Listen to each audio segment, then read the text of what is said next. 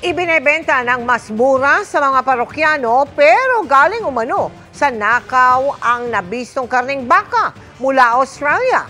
Arestado ang tatlong nasa likod niyan na pinaniniwala ang bumili lang sa sindikatong nagha-hijack umano ng frozen meat. Nakatutok si John Consulta.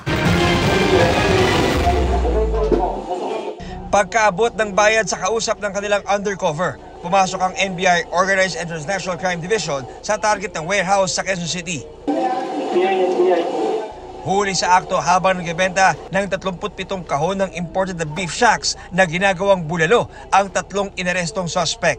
Ayon sa NBI, nag-match ang packaging at batch number ng mga nakumpiskang kahon sa nawawalang 24 na tonelada ng ninakaw na karne ng baka galing Australia matapos tangayin ng kinuwang tracking service. Nagkakahalaga ng 6 million pesos ang hinijack na imported na karne ng tracking company na kanilang nakilala online. Nung unang importation nila, okay, nakarating dun sa cold storage. Itong pangalawa, dun na, itinakbo na yung mga karne. Nakontak nila, sinabi na siraan daw. Nung chinek nila yung GPS, nakahinto dun sa isang lugar, nung pinuntahan nila, GPS na lang nandun. Nakasabit dun sa isang gate. Paniwala ng NBI, ang kanilang naaresto, bumili ng nakaw na imported beef mula sa sindikatong nasa likod ng pang-hijack ng frozen meat saka ipinasa sa kanilang mga parokyano sa mas mababang halaga.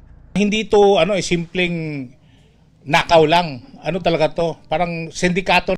Tinututukan na talaga namin yan kasi nga marami na kaming complainants na ganun. Palaging galing sa pier, dinanakawan nila.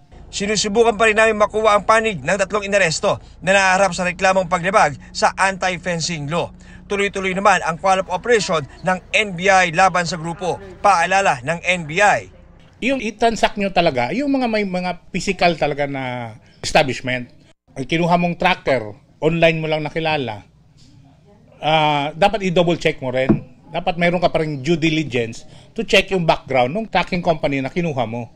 Para sa GMA Integrated News, John Consulta, nakatutok 24 oras.